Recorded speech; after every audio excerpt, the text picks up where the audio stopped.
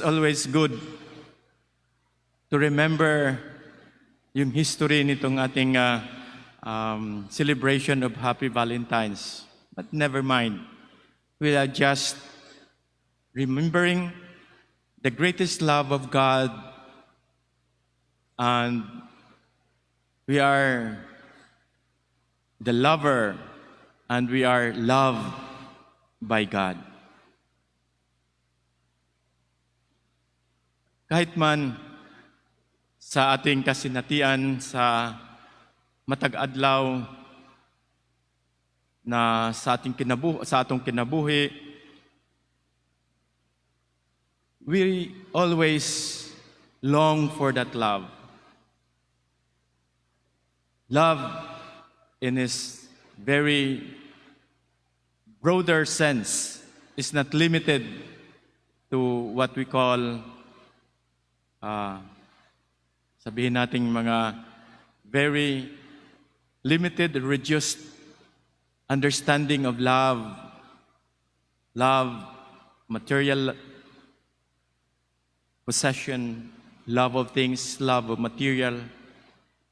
Say, in a very sexual connotations, we reduce love in a very sexual sense, or love in a very conditional way of making this love a reality. But God is always what we call God is love. That's why we are loved. And that love is unconditional love. Love is always a sacred manner, a sacred way of relating to one another, and a sacred love is the love of God. That no matter what, even we cease to love each other, God never cease to love us. Karong adlaw ang atong ebanghelyo, Jesus was telling, be careful with the attitude of those Pharisees. They are not actually seeing with the heart, with the eyes of heart, in the way they relate to one another and the way to relate God. That's why Jesus was even telling his disciples, not only the Pharisees, but beware of the leaven of the Pharisees and that of Herod. Dahil ang basihan ng kanilang relasyon sa isa't isa, the way they express the relationship with one another is not the manner that Jesus is making the love go round in his love for the sick, love for the abandoned, love for those who need most his unconditional love.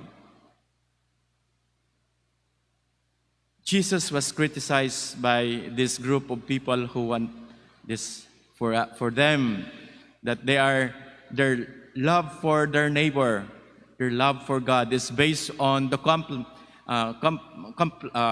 to comply because of the law, but it's not because they comply because of the love that is really motivating them to give good service to their fellow men, to their fellow Christians, to their fellow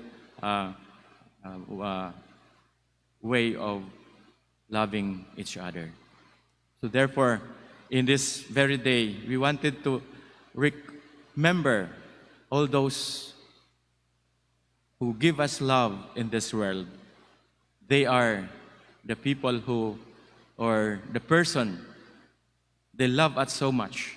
That's why we wanted to let this be an offering for their loving us forever.